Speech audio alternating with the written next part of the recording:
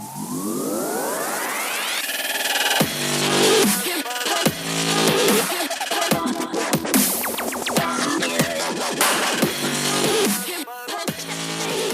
Circle of Knowledge podcast is brought to you by Amplified Minds, helping entrepreneurs, intrapreneurs, and dreamers take their business ideas and goals to the next level.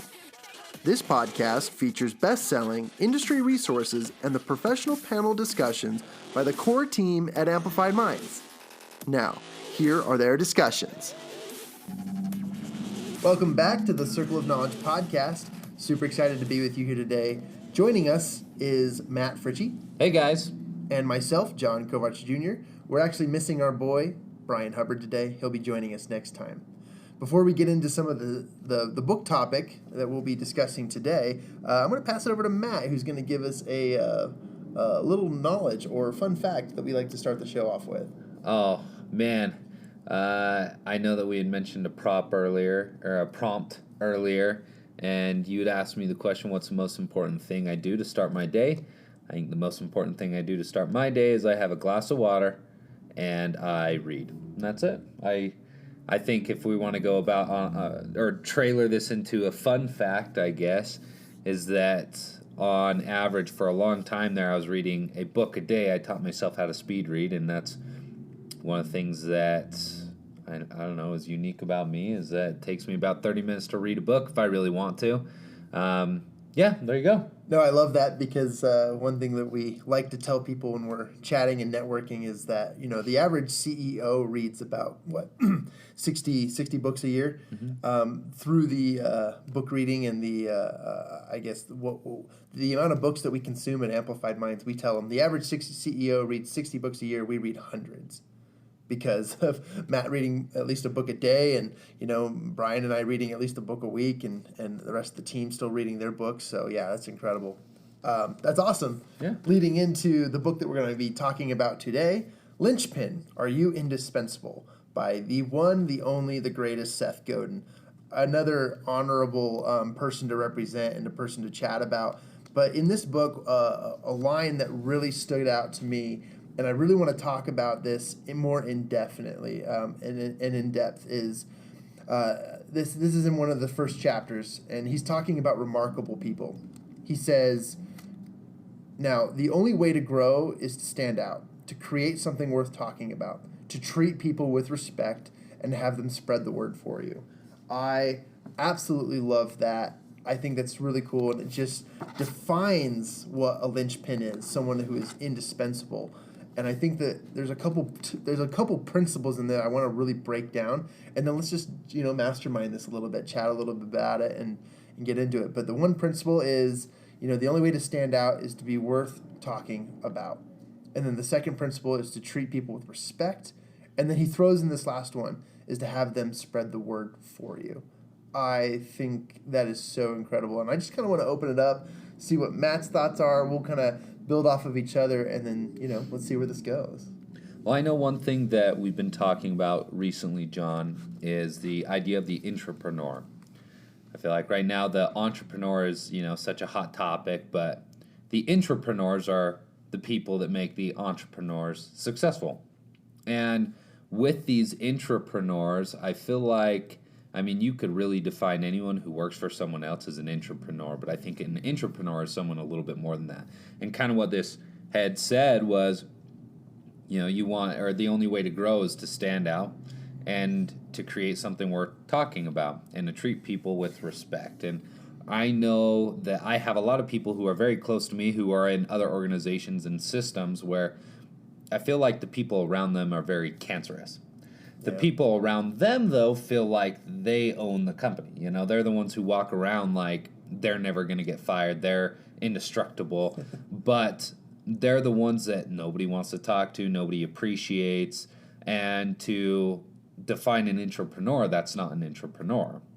The intrapreneur, like you said here, is one who treats people with respect. And how it talks about and have them spread the word. I think that it's one thing to spread the word about business, but it's another thing to spread the word about your name.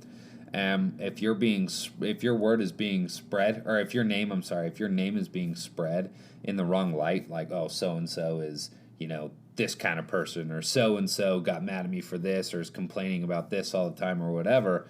I feel like that's something we all need to be careful about, because if you're the one spreading the word, you've become that cancerous cell. And two, if you're spreading the word about the other cancerous person, you also know who's not the entrepreneur. Of course, the other person isn't. But what you can do to break out of that mold of the cancerous cell and to become that true entrepreneur is by treating people with respect, to where when other people talk about you, they talk about you, positively. I love that. And it's interesting because there really is an art to word of mouth without you generating it. Now, you cause it, but you don't generate it. Like you said, the people who are spreading the word are usually the ones that are the cancerous cells, but the people who like to talk about other people, those are the ones who really open their mouths because they were affected in some way or form.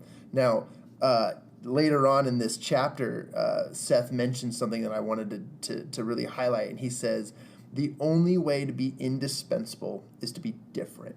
And I love that. I love that so much, because if you are different, if you come in and you challenge the way we work because it's you trying to make things better, or if you're trying to improve functionalities and systems and patterns and behaviors, the way we do things, and if you challenge it, or if you be different in a way that's positive, uplifting, and encouraging, hopefully motivating as well, you become indispensable. You become that person, and it becomes a driving force for people to chat and talk about you, spread that word about you.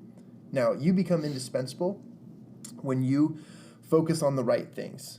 When you come in thinking you're the boss, or when you own the place, or you'll never get fired, or you're buddy with the managers, that's not the attitude you need to have. But the entrepreneur is the creator from within the company, the person who is inspired to grow a company because they have the skills necessary to improve upon what is already being done and to be a creator. I love that. I think entrepreneurs, like entrepreneurs, are navigators from within a business. They are the ones, calling the shots every day and doing the little things to move the pawns forward in this master chess game of company, business, and life. It's so remarkable, and I think that's a really cool subject. And on the subject of being different, I mean, that plays to both the entrepreneur and the entrepreneur. For the entrepreneur, it's all a part of your value proposition. It's what defines you, what sets yourself apart in your certain sub-markets, in your niches to really generate a business that's going to grow. It's how is your product different? How are you solving people's needs differently? And, even is your market different? For the entrepreneur, being different sets you apart to show the rest of the world that you're to be taken serious and your business succeeds because you're there, a part of it. And I think entrepreneurs need to have a better rep. I'd love to make a push to make it a cooler subject, so to speak. Kind of like the entrepreneur is. Everything that you read seems like it's talking about, entrepreneur this, be a founder this, own this. Why don't you start your own business? Why are you working for someone else still? But everyone who starts their own business needs those hard workers who are willing to be different, who speak to people with respect, and who spread the word and have other people spread the word for them because they're great people within a business. I look at entrepreneur and entrepreneurs almost identical. The difference is one's a creative and one's an implementer. And if you merge the two together, that's how you succeed in business. And obviously, for such a long time here at Amplified Minds, we've been pushing for starting businesses, but we've got such a great team, and we wouldn't be able to help businesses grow their business and help coaches to duplicate themselves by adding value to their programs if we didn't have a team in place. So I find both of them very important, and it's actually pushed my wife and I, John, of course, to try to raise awareness around that community for the entrepreneur, make the entrepreneur that important person that they deserve to be and they deserve to feel. So we've created a business called Intrapreneur. You could find it at intrapreneur.shop, where we're doing different clothing and accessories to really build that community around the entrepreneur. Because again, without the entrepreneur would not succeed, period. And that's just how that is. I love it. And again, if you, to reiterate that website, go to intrapreneur. That's INTRA preneur .shop. That's a really great resource. Go check out some sweet clothing, and yeah, you'll find some really incredible things there. I wanted to throw in a story, not to talk about myself, but an experience I had in college. I was looking for internships, and one day on campus, I saw this guy walking around with a shirt that said Cotopaxi or Cotopaxi, however you want to identify that. And as he was walking around, he was wrangling two llamas. And to make it even better, this is a good friend of mine to this day. This guy only had one arm, and he had two llamas. And so I thought, oh my gosh, I need to go chat with this guy. So I asked him about Cotopaxi, and I asked him why he was holding two llamas and walking around our campus. He told me that this is called grassroots marketing. And I said, I need to learn this. This is incredible. Can I intern with you? And he said, well, I need to, interview and hire you. And I said, well, how about this will be my interview? Can I help you wrangle these llamas around campus? And so I did it. I skipped a couple classes. I took these llamas around campus. I just learned his pitch, and I was telling people about this event that was coming up called the Questival, or this big event that they were going to be hosting. It was a 24-hour scavenger hunt, and they were using their company llamas to promote the event. Anyways, I just offered myself up. And it was something I've never done before, but I just felt like I had to be a part of it because I was interested in what he was doing.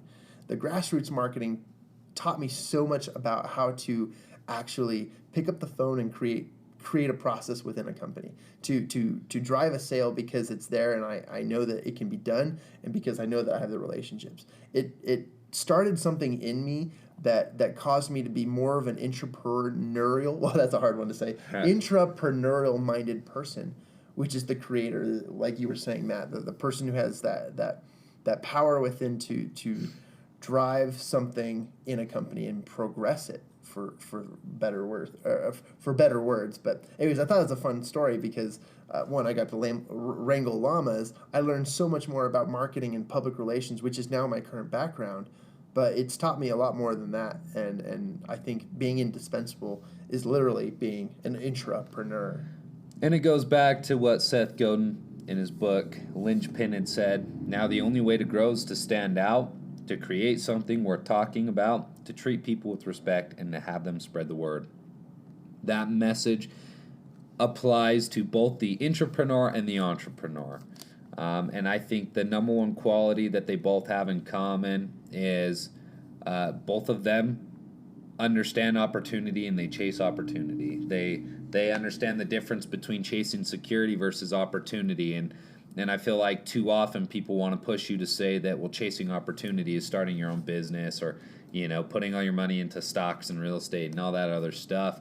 But chasing opportunity can also happen within a business. It doesn't require you to go out and necessarily take risks that you may feel uncomfortable with, like putting all your money towards stocks and real estate. It also doesn't mean you have to take the risk of starting your business. You can chase opportunity from within. But if you're that go-getter who has the ability, that mindset to persist, and honestly, I think that's one of the lessons that we've learned definitely with the entrepreneur is the people who succeed in business are just the most patient. They're willing to push through, eat the ramen, all that stuff, make it work financially some way or another until their business succeeds. And the ones that are standing around you as you drive down Main Street, those are the ones who are just the most patient, and that's it. So go out. I think I would encourage everyone to go out and to find a way to be different, whether within a company or to start your own. It doesn't matter, intrapreneur. It's just those ones who, continue to persist and chase opportunity. Yeah, and just to add to that, the best way to go about doing that challenge is to identify a problem that you think you can solve. And I think if you look at that, then you will then be in a position to, one, start within your business or start your own business. I love that, and that's a great, great challenge. So take that challenge, good old Circle of Knowledge listeners, and we love you. We are appreciative of all of your support, and please reach out to us. We're looking forward to hearing from you. Our podcast audience is growing massively and with great force, so we're excited to hear from you. Thanks for joining us, Matt, on the Circle of Knowledge podcast. Next time you'll hear from Brian. Until then, we're just trying to make him as jealous as possible. Yep, that's right. Thanks, guys.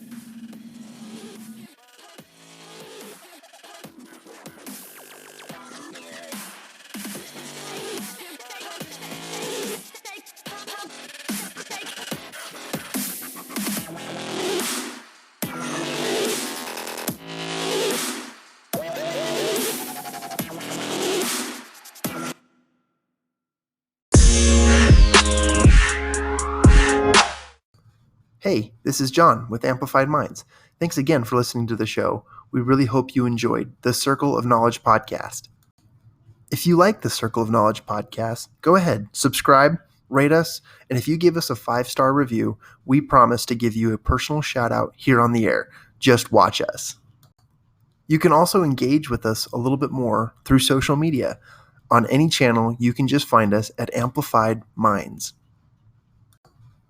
To learn more about Amplified Minds, go to our website at amplifiedminds.com.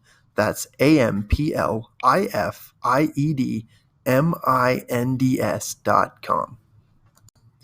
You should also check out the Amplified Minds Accountability Program, where you can gain access to a one-on-one personal accountability coach, somebody who will contact you weekly and motivate you, hold you accountable, follow up, and give you the proper resources that will help you to go out and achieve all your goals.